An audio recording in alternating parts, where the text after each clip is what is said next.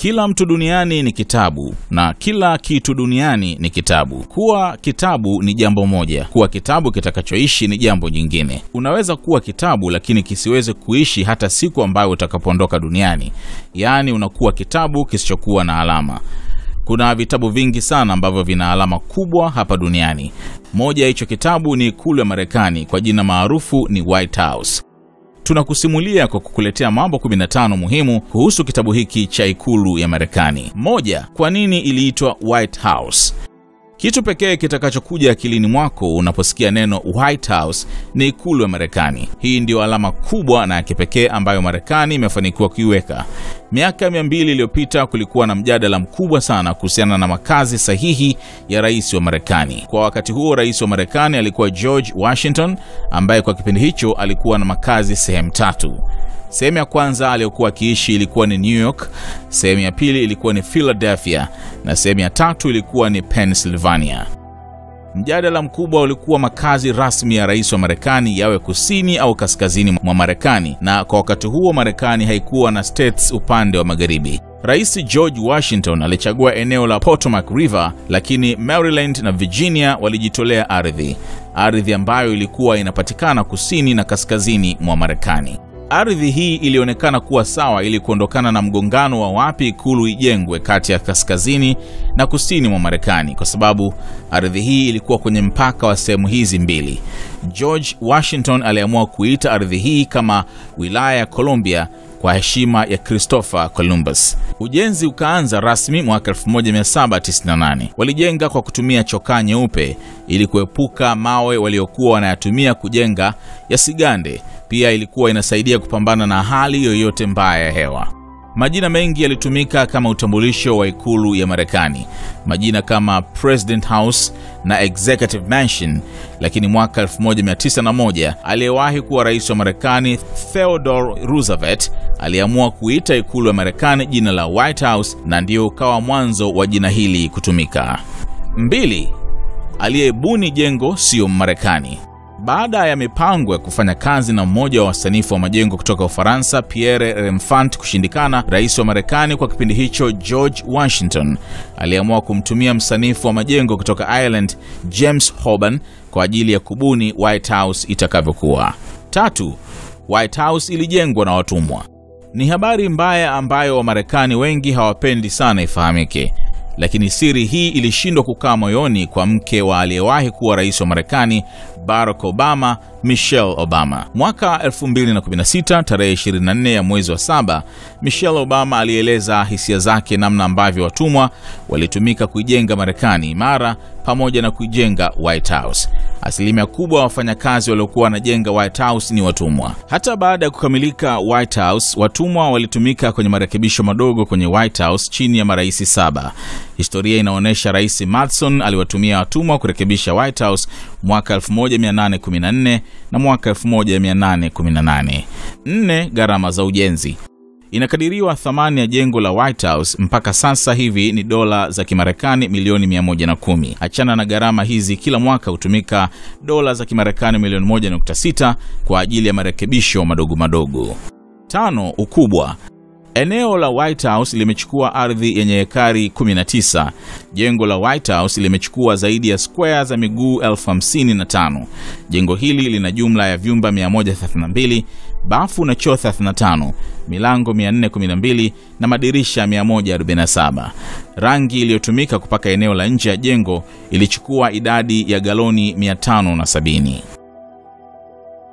6. George Washington hakuishi White House. Unaweza ukashangaa kidogo kwa sababu huyo ndio rais ambaye alianzisha ujenzi wa White House mwaka 1798, lakini kwa bahati mbaya kabla ya White House haijakamilika, George Washington alifariki dunia mwaka 1799 na White House ilikuja kukamilika mwaka 1800, mwaka mmoja baada ya kifo chake, na rais wa kwanza kuishi White House alikuwa ni John Adams mwaka 1800. 7. Ilipita karne moja ya White House bila kuwa na umeme. Maisha yaliendeshwa na gesi ndani ya White House. Hakukuwepo na umeme ndani ya White House kwa muda wa karne moja. Rais wa kwanza kuona umeme ndani ya ikulu hiyo alikuwa ni Benjamin Harrison mwaka 1899. 1891. 8. Watu waliruhusiwa kwenda kunywa pombe White House. Ushawahi kufikiria kama siku moja kukawa na ruhusa watu kwenda kunywa pombe kwenye ikulu? Hii ilitokea mwaka 1800 mara tu baada ya White House kukamilika. Rais wa kwanza kuishi kwenye White House, John Adams, kuwapa ruhusa wananchi kwenda kwenye ikulu hiyo kwa ajili ya kula na kunywa pombe, akiwa naamini kuwa White House ilikuwa ya watu na ilikuwa kwa ajili ya kuwahudumia wananchi wa kawaida. 9. Wanajeshi wa Uingereza waliichoma moto White House. Kwenye vita kati ya England na Marekani iliyoanza mwaka 1812, wanajeshi wa Uingereza walifanikiwa kuchoma moto kwenye ikulu ya Marekani tarehe 24 mwezi wa 8 mwaka 1814. Wakati huo rais wa Marekani alikuwa James Monroe, ambapo wakati wa tukio alikuwa sehemu ya juu ya White House. White House ilijaribu kuchoma moto tena mwaka 1922, wakati ambapo rais wa Marekani kwa kipindi hicho alikuwa ni Herbert Hoover akiwa ndani ya ikulu hiyo. 10. Jaribio la kumuua rais lilifanyika White House. Tarehe 1 mwezi wa 11 mwaka 1950 lilifanyika jaribio la kumuua rais wa Marekani, kwa kipindi hicho akiwa ni Harry Truman, ambaye alikuwa rais wa 33 wa Marekani. Jaribio hili liliongozwa na watu wawili ambao ni Torosola Roura na Oscar Collazo. Hawa walikuwa viongozi wa Nationality Party of Puerto Rico ambao walikuwa wanadai uhuru wao kama watu wa Puerto Rico. Wao waliamini kuwa ulikuwa wakati sahihi kupata uhuru wao mbele ya Marekani, ndio maana walikuwa wanapigania uhuru huu. Kwenye jaribio hili watu kadhaa ndani ya White House walijeruhiwa pamoja na kuuawa, lakini rais wa Marekani wa wakati huo alikimbia mpaka Maryland, sehemu ambayo ilikuwa salama kwa maisha yake. 11. Filamu ya kwanza kuigizwa ndani ya White House.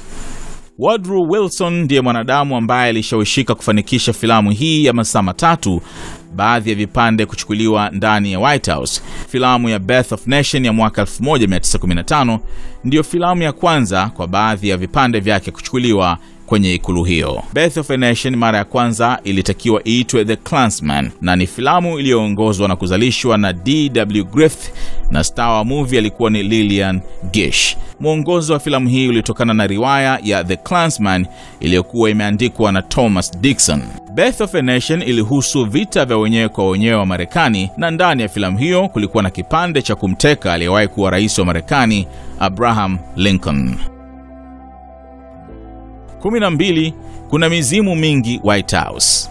Abigail Adams, mke wa aliyekuwa rais wa Marekani John Adams, aliwahi kuona mzimu kwenye chumba kilichokuwepo mashariki mwanzoni mwa miaka 1800. Baada ya mtoto wa kiume wa aliyewahi kuwa rais wa Marekani Abraham Lincoln kufariki, mke wa Abraham, Mary Todd Lincoln, aliwahi kushuhudia mzimu wa mtoto wake Andrew Jackson.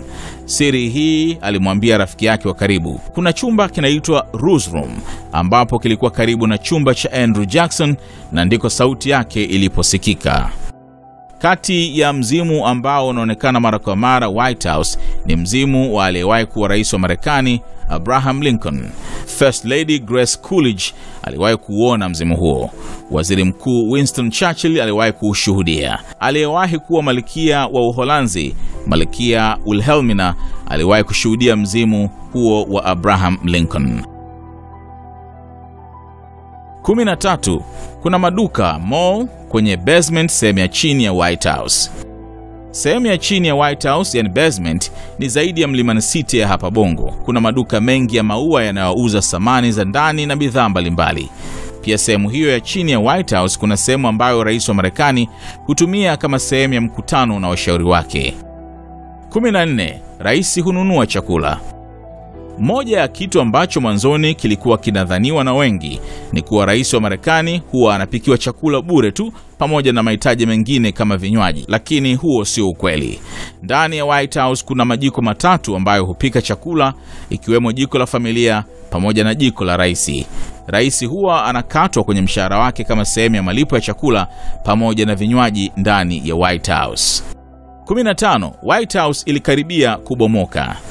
Kutokana na anguko la uchumi mwaka 1948, rais wa Marekani kwa wakati huo Theodore Roosevelt alikosa pesa za kufanyia marekebisho kwenye White House, hali ambayo ilipelekea kuwa na mianya ambayo ilisababisha kukaribia kuanguka kwa ikulu hiyo. Makala hii imeandikwa na Martin Kiumbi. Subscribe ili kupata makala nyingi zaidi za aina hii.